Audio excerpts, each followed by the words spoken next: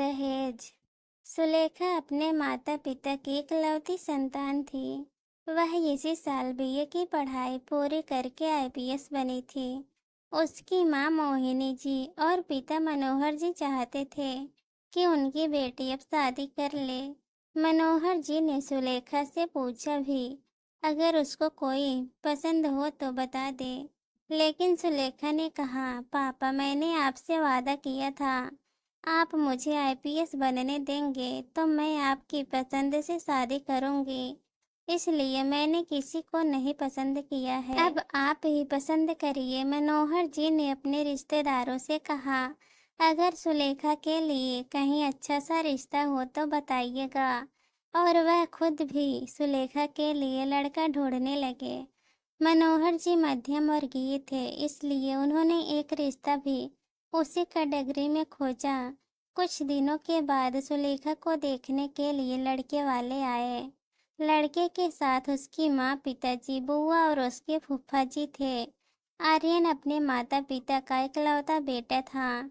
उसके घर वाले उसको टीचर बनाए थे, इसलिए वह चाहते थे हमको अच्छा खासा दहेज मिले।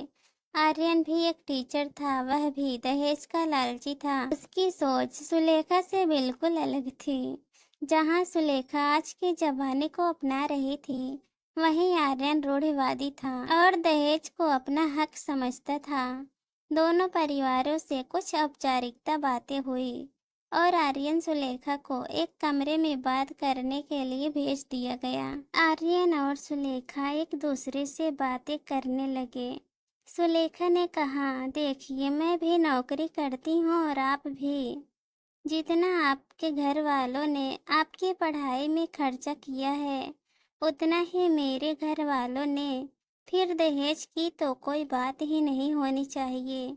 रही बात शादी के खर्चे की, तो आप भी आज के जमाने के हैं और हम भी, तो दोनों परिवार मिलकर उठा लेंगे। आप भी अपने माँ बाप के अकेले हैं और मैं भी, तो जैसे मैं आपके परिवार को अपनाऊंगी, वैसे आप मेरे परिवार को। इतना सुनते ही आर्यन भड़क गया और बोला, मेरे माँ पापा ने मुझे इसलिए टीचर से नहीं बनाया कि मैं सड़क छाप लड़की से शादी कर लूं। इतना खर्चा किया है उन्होंने मेरी पढ़ाई पर, इतना भी ना मिले तो फिर बेकार है शादी करना। मैं तुमसे शादी नहीं करूँगा। सुलेखा ने कहा, शुक्रिया आपका आर्यन जी, अच्छा हुआ आपकी असलियत अभी ही सामने आ गई, वरना बाद में मेरा क्या होता। रही बात टीचर की, तो यह मत भूलिए कि मैं भी एक आईपीएस हूँ और मेरी पढ़ाई पर भी उतना ही खर्चा लगा है। मिस्टर आर्यन जी, आप क्या तोड़ेंगे इस शादी को? मैं खुद ही आपसे शादी करना नहीं चाहती। सुलेखा ने कहा, दहेज लोगी क्या, घर भरोगे?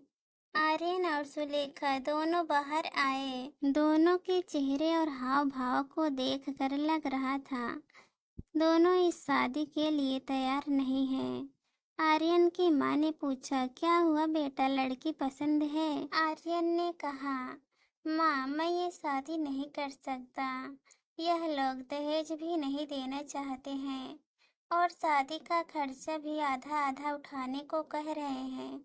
समीर के पिता जी ने कहा, भाई साहब मैं यह शादी नहीं कर सकता। मैंने अपने बेटे को पढ़ाया लिखाया टीचर बनाया, किसी अमीर घर में शादी करूँगा।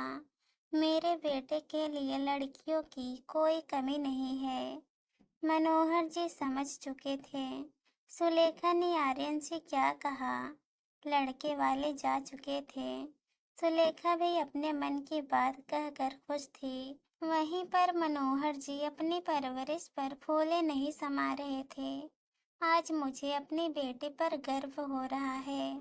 कुछ ही दिनों के बाद सुलेखा की शादी उसके साथी सोहन से धूमधाम से हुई। सोहन भी इकलौता था। उसने सुलेखा की सभी शर्तें मानी और साथ में सुलेखा से वादा भी लिया कि तुम जैसे अपने परिवार का ध्यान रखती हो, वैसे ही मेरे परिवार का ध्यान रखोगी। जितना इज्जत अपने माँ पापा को देती हो, उतना ही मेरे परिवार को भी दोगी। इसने भी अपनी सहमति जता दी। सोहन के माँ बाप बहुत खुश थे, खुश होते भी क्यों नहीं, इतनी सुंदर सुशील बहू जो पाई थी। और वहीं पर मनोहर जी और मोहिनी जी भी खुश थे, हीरे जैसे दामाद के रूप में बेटा पाकर। इस कहानी पर आप लोगों की क्या राय है, कमेंट में जरूर बताना। और अगर वीडियो पसंद आए तो चैनल को सब्सक्राइब कर देना।